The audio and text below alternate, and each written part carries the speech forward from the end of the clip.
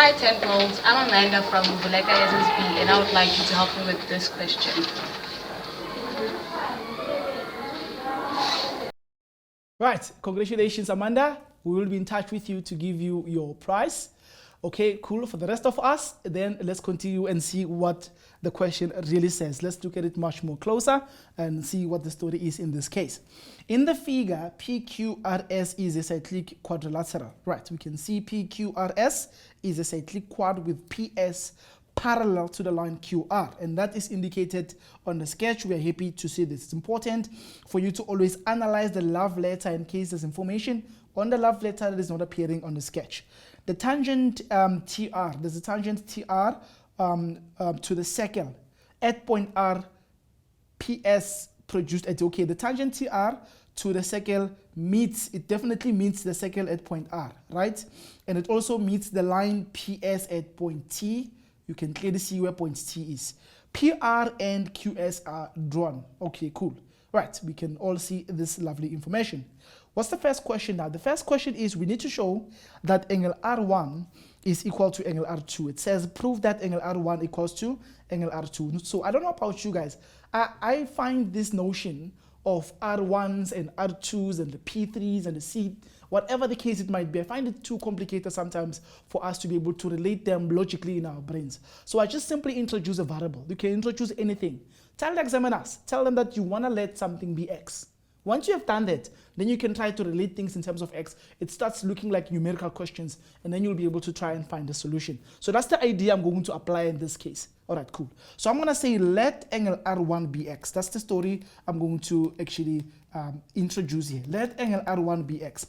If you do this, which is highly acceptable, you can then find who else is actually equal to X and relate everything back to X. It becomes a whole lot easier for you to work with this question instead of trying to prove R something is equals to P something and Q something, which becomes a complicated question for you to be able to handle. All right, cool. So according to this, since we know that TR is a tangent, we can clearly say that angle P6 is equal to angle R1 is equal to X. Angle P6 will also be equal to X. Why am I saying this? Well, this is because of a very simple issue, and this is the tan chord theorem. The reason why we are able to say this is because of the tan chord. The angle between the tangent and the chord is equal to the angle subtended by that particular chord. So R1 equals to P6. It is also equal to X. Now, who else is equal to P6? Well, from what I see here, since we know the line PS is parallel to the line QR, we can claim that R3 will also be X. Why am I saying this? Well, these are simple alternate angles, guys. These are simple alternate. It's a very simple technique of hacking this thing. Introduce a variable X. R1 will be P6. They are both equal to X. Now, P6 is equals to R3. So I'm going to say that P6 is equals to angle R3 is also equals to X. And the reason for this is because they are alternate angles. They are simply alternate angles since we know that the line PS is parallel to the line QR, and this is from the love letter that was given to us. So I'm immediately populating my diagram, putting again that angle is also equal to X. So clearly from what you see, you can then see that therefore those angles are both equal to X from what we have done. Therefore angle R1 is then equal to angle R3, and they're all equal to X. Not complicated, very simple. It just simplifies it for you when you introduce a variable and you just try to relate everything in terms of that variable X. Moving right along to another part of this question. Let's see what the second part says. Well, in this part, we need to prove that we've got two triangles that are simply similar to each other. So let's write what we know so far. We know that this is X.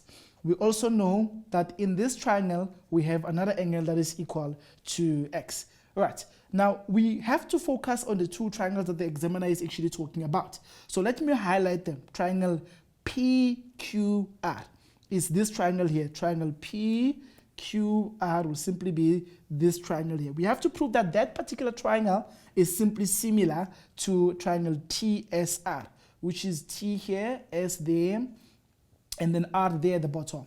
Right, now we have to find or prove that the corresponding angles of these two triangles are simply equal to each other.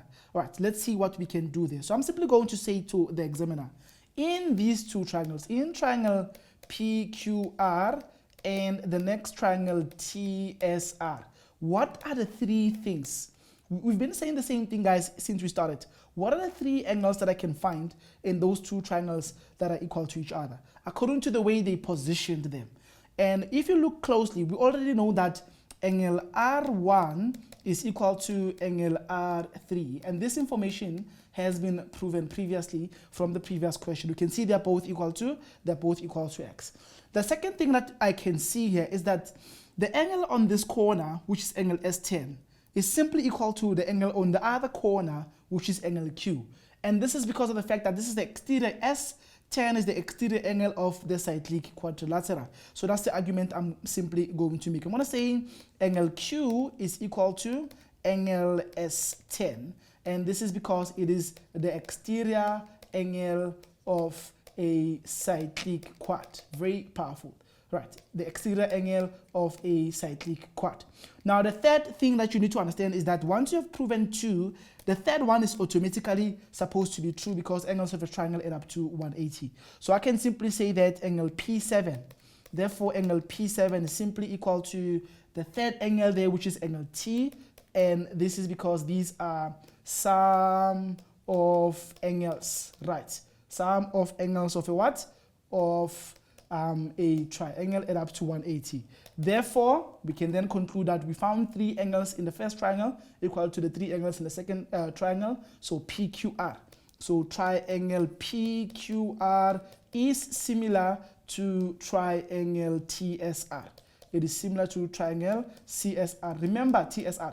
To put the reason, there's a reason everywhere, even angle is another important reason that you need to add. You can't just put that this is similar to this without adding the reason. There's a reason everywhere when you're proving similarity. Let's check the last part of this awesome question. So the last part we are asked something very important. Why is the line PQ equal to the line SR? Where is this line PQ? Well, the line PQ is this line here. Right. Why is that line equal to the line SR? Where is the line SR? The line SR is the line that is apparently opposite to it. Now, guys, when you are dealing with a quadrilateral, or when you are dealing with geometric figures inside a circle, you need to find angles that are opposite to those, because then if you know the angles that are opposite to those particular chords, if they are equal, then we can apply equal chords, subtend equal angles. Remember, we know already that this is X. And again, we already know that P6 is also X from our previous calculation. So since this P6 is X, even R3 is X, and these chords are the chords that are subtending equal angles, therefore those chords have to be equal. So the reason to this particular simple question, why is PQ equals to SR? It is because, this is the mathematical simple because. This is because they subtend equal angles. They subtend equal angles, and that is the reason that you have to actually use in order to claim that two chords in a circle are actually equal to each other when they subtend equal angles.